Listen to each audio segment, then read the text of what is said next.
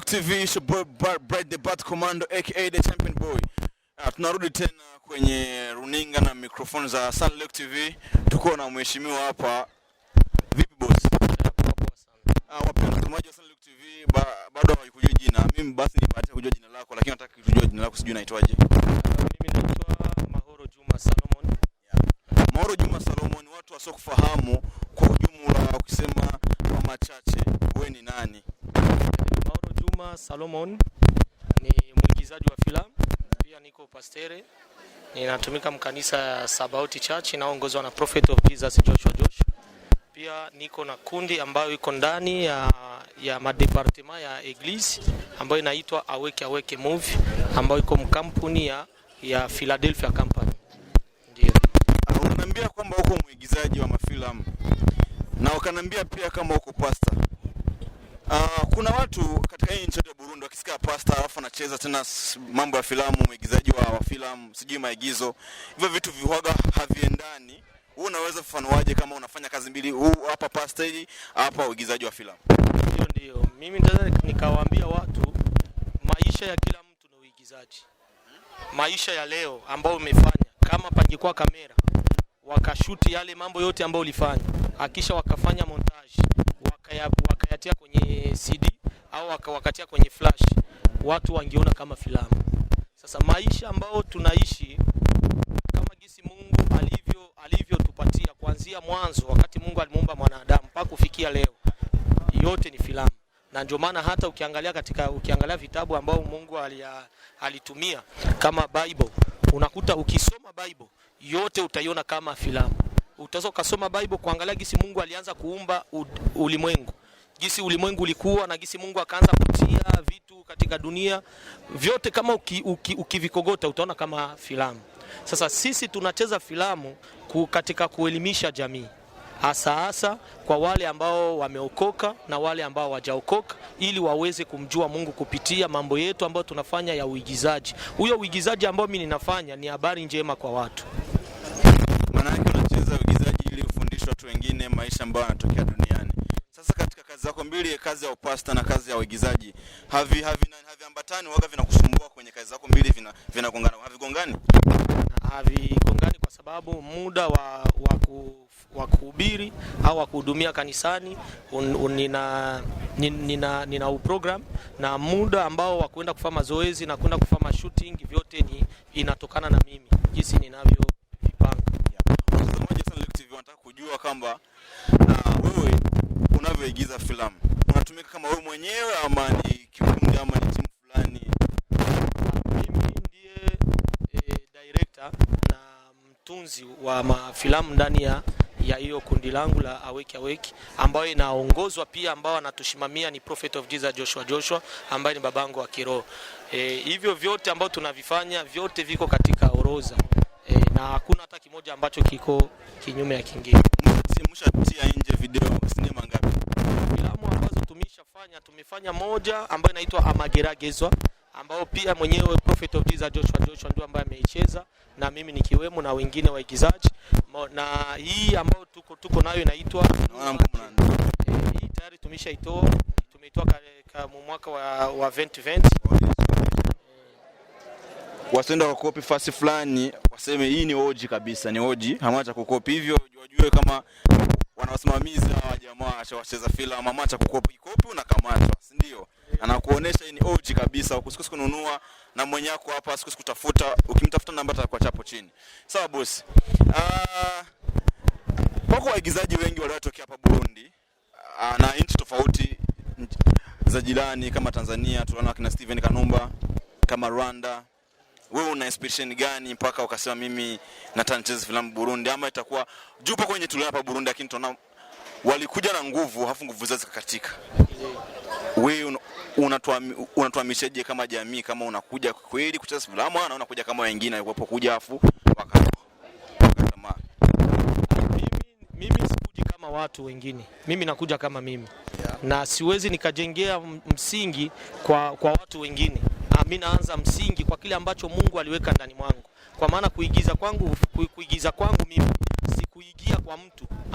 Ni talent ambayo iko ndani mwangu. Na pia nikiona mtu ambaye talent iko ndani mwake, chochote kile ambacho nitaona ndani mwake, najua gisi nitaweza nikamdirect akatokea kuwa mwigizaji mzuri, ili pia kuweza kuelimisha jamii na ili pia kuweza kujulikanisha nchi yetu kama ndani ya nchi ya Burundi pako wa vijana ambao wanaigiza vizuri, pako wa vijana ambao wana fomu fresh, tena ambao wanajitahidi. Unaamini katika uigizaji, kama uigizaji unaweza toa message fulani kwa mtu afu mtu akabadilika kwa sababu ya ile filamu? Ndio. Katika filamu kama hii filamu ambayo nimetoa hii inaitwa Nuanje. Ni filamu ambayo nimetoa inaacha watu mquestion.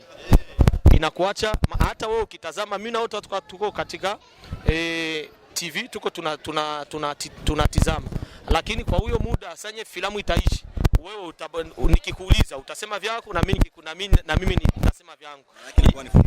Ndio ni fundisho. Hii filamu Nuanje ni filamu ambayo nimetunga ya kijana mmoja ambaye anaitwa John na alikuwa na mke wake ambaye anaitwa Stacy.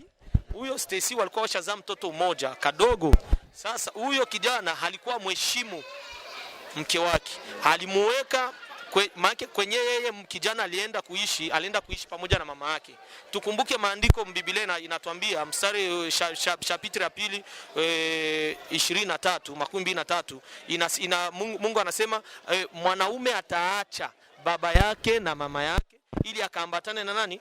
Na mke wake. Sasa wewe mwanaume ukimkamata mke wako na mama unaweka fasi moja, unatafuta nini? Kwanza unakuwa unapinga amri ya Mwenyezi Mungu, na bila shaka hiyo ndoa yenu haitadumu. Sasa filamu hii, huyo kijana alikuwa anamsikia sana mama yake kuliko kumsikia mke wake. Hata chochote ambacho mke anahitaji kwa mume wake, yeye anamwambia kwanza, mimi naenda kazini, wewe uende muombe mama atakupatia. Paka ikafikia huyo kijana akasafiri. Baada ya miezi kadhaa, huyo kijana habari ikakuja kama kijana amefariki. Baada ya hiyo habari, mama mkwe akamfukuza ule mke wa mtoto wake wa John.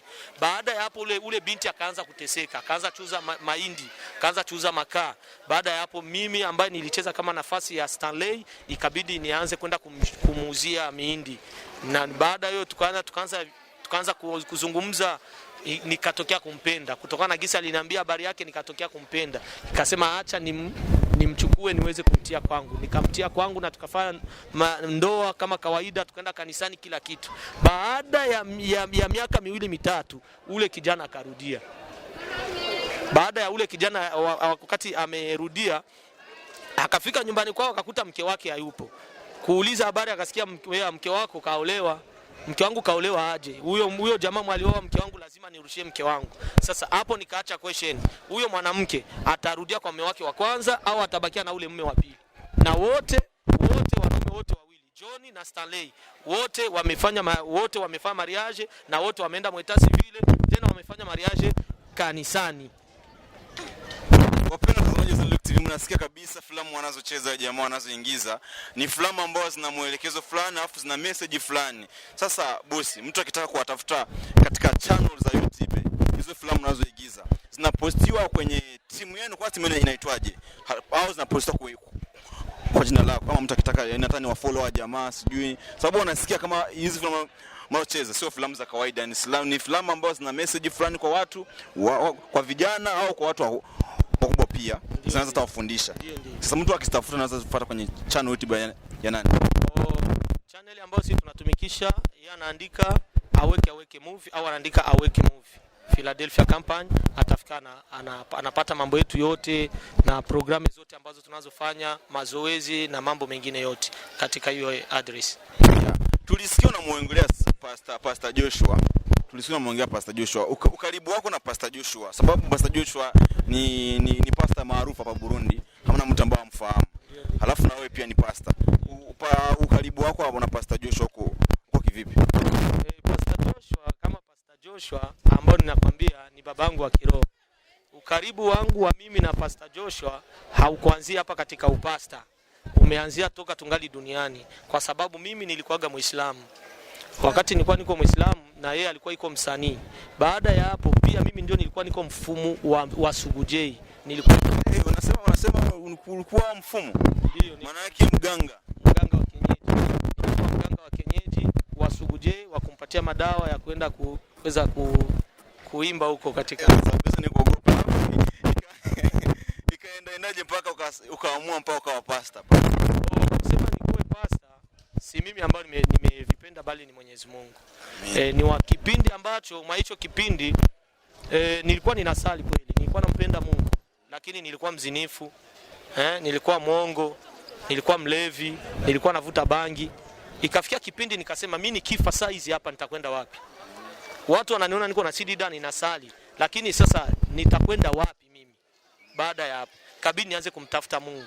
Wakati nimtafuta Mungu niko msikitini Barabara 5 Buyenzi, kuna msikiti Barabara 5, msikiti wa mbele mdogo na mwingine mkubwa. Pale ilikuwaga 2012 niko na sali tarawih. Nikamwambia ya Allah, si mimi nilikwambiaga uniumbe, ni wewe ndio uliniumba. Kama wewe ndio uliniumba, kwa nini uniache nitembelee katika haya mambo? Nikafanya madetail ya mambo yote ambayo ninafanyaga. Kaambia nipe nguvu ya kushinda hivi vitu. Kipindi hicho nilimaliza sala niko nalia, ninanungunika moyoni. Nikaondoka. Baada ya hapo Mungu akaniachia njia ya kupita. Nikaenda kwa mashehe wakanisomea, wakanambia nilete kondoo, nilete vilo 10 ya mchele, wakanipiga visomo, lakini sikubadilikaga. Kwa hicho kipindi rafiki yangu Yesu Gudei alikuwa tayari alishaokoka. Wakati yeye alikuwa shaokoka, siku moja akanambia eba nishindikize Buiza. Kuna mtu ambaye aliniambia kama kuna ndoto aliniotea nataka niende aniambie. Wakati nimshindikiza tukatoka kwa huyo mtu tukaenda paka Mujabe, ile avenue wanasema avenue de la mort, lakini sisi watumishi wa Mungu tunaita avenue de la vie.